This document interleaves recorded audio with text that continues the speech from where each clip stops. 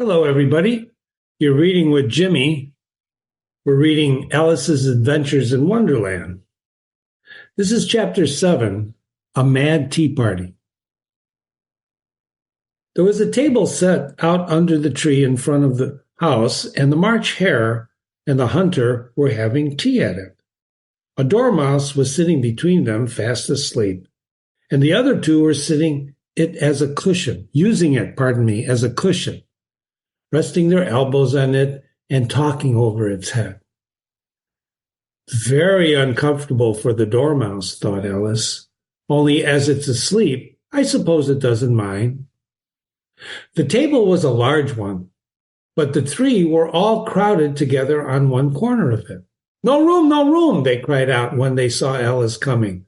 There's plenty of room, said Alice indignantly, as she sat down in a large armchair at one end of the table. Have some wine, the March Hare said, in an encouraging tone.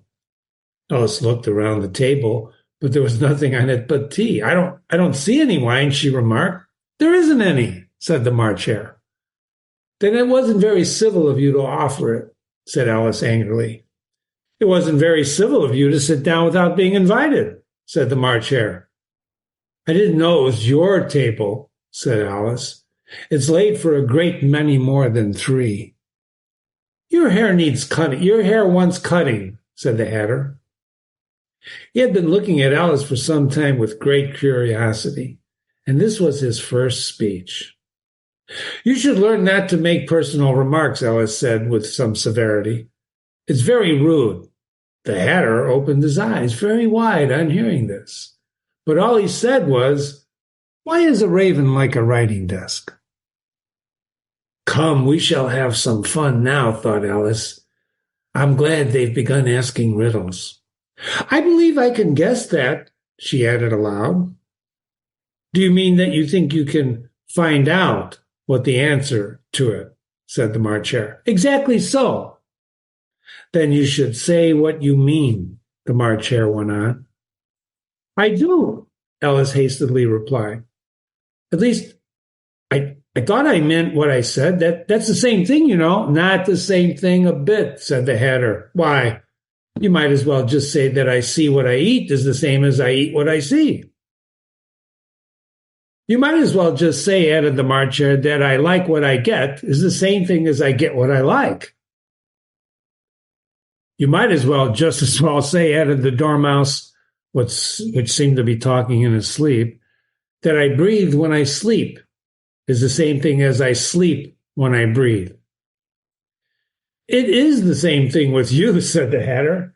And here the conversation dropped, and the party sat silent for a minute, while Alice thought over all she could remember about ravens and writing desks, which wasn't much. The Hatter was the first to break the silence. What day of the month is it? He said, turning to Alice. He had taken his watch out of his pocket and was looking at it uneasily, shaking it every now and then and holding it to his ear. Alice considered a little and then said, The 4th. 2 days wrong, sighed the Hatter. I told you butter wouldn't suit the works, he added, looking angrily at the March Hare. It was the best butter, the March Hare meekly replied. Yes, but some crumbs must have got in as well, the Hatter grumbled. You should have put it in with the bread knife. The March Hare took the watch, looked at it gloomily. Then he dipped it in the cup of tea and looked at it again. But he could not think of nothing better to say than his first remark. It was the best butter, you know. Alice had been looking over his shoulder with some curiosity. What a funny watch, she remarked. It tells the day of the month. It doesn't tell what o'clock it is. Oh, why should it, muttered the Hatter. Does your watch tell you what year it is? Of course not, Alice replied very readily. But that's because it stays the same year for such a long time together. Which is just the case with mine, said the Hatter. Alice felt dreadfully puzzled. The Hatter's remark seemed to her to have no sort of meaning in it, and yet it was certainly English. I don't quite understand you, she said politely as she could. The Dormouse is asleep again, said the Hatter, and he poured a little hot tea upon its nose. The Dormouse shook its head impatiently and said, without opening its eyes, of course, just what I was going to remark myself.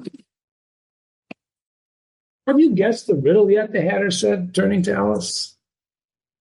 No, I give up, Alice replied. What's the answer? I haven't the slightest idea, said the Hatter. Nor I, said the March Hare. Alice sighed wearily. I think you might do something better with the time, she said, than wasting it asking riddles that have no answers. Well, if you knew time as well as I do, said the Hatter, you wouldn't talk about wasting it. It's him. I don't know what you mean, said Alice. Of course you don't, said the Hatter, tossing his head contemptuously. I dare say you've never spoken to time. Perhaps not, Alice cautiously replied.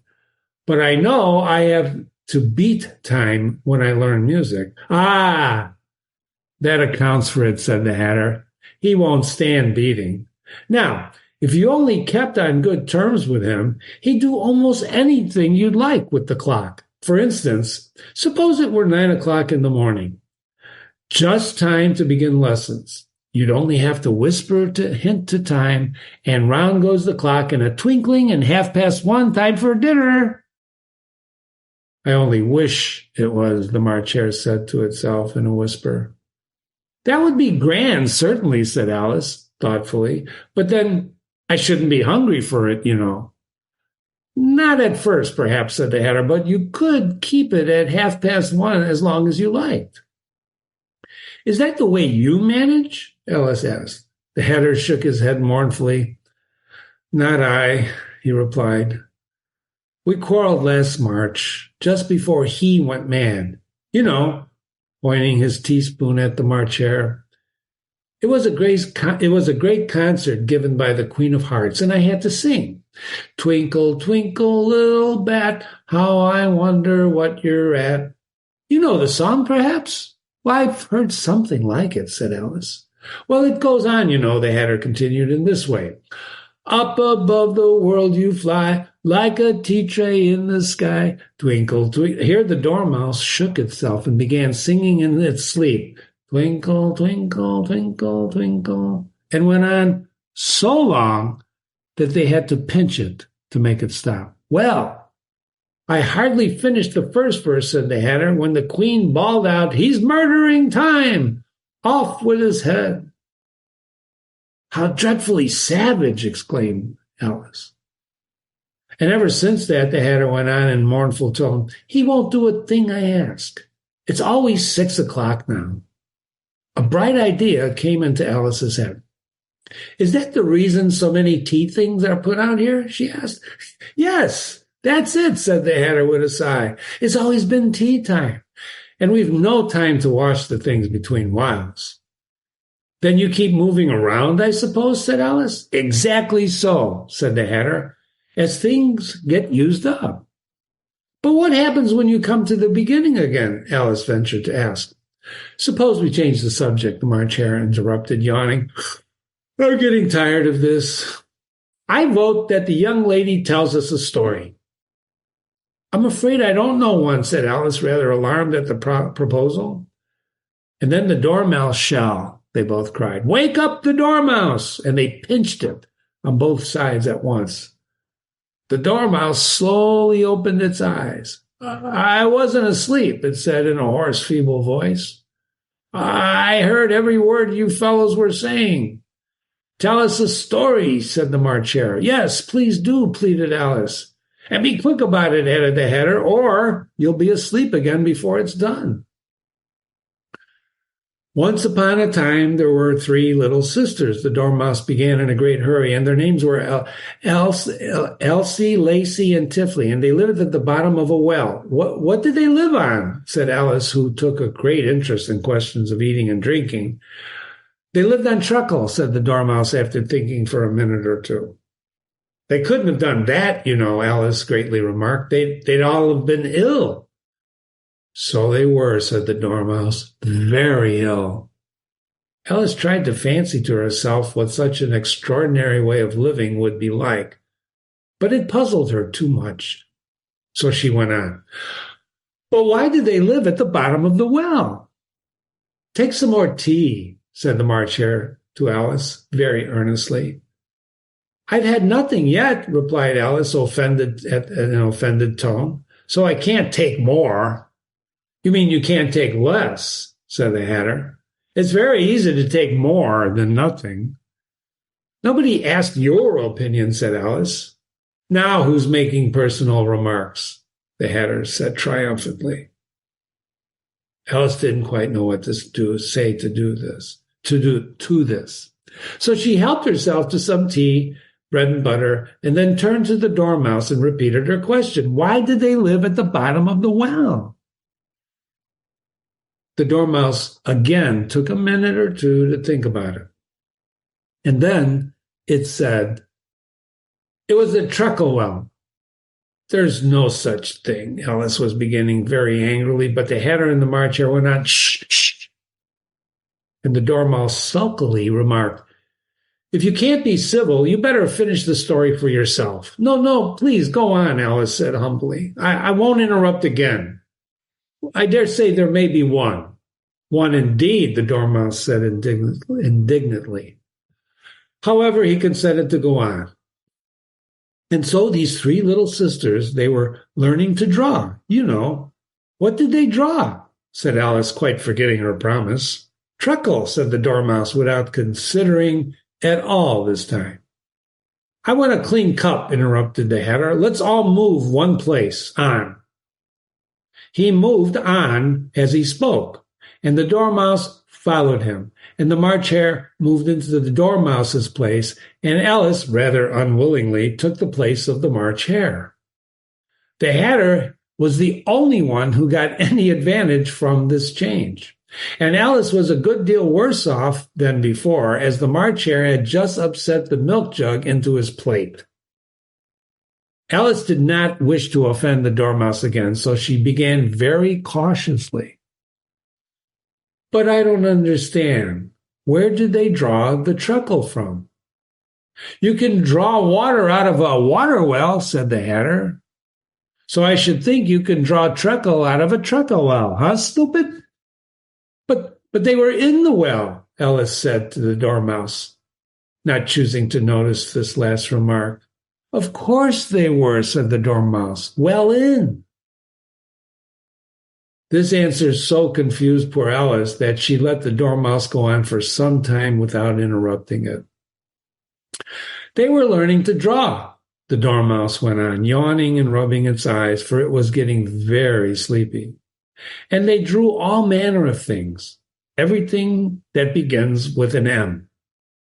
Why an M? Said Alice. Why not? Said the March Hare. Alice was silent.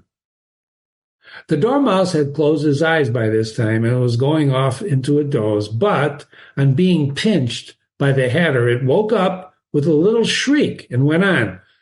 That begins with an M, such as mousetraps and the moon and memory and munchness. You know, you say things are much of a munchness. Did you ever see such a thing as a drawing of a munchness? Really, now you ask me, said Alice, very much confused. I don't think then you shouldn't talk, said the Hatter.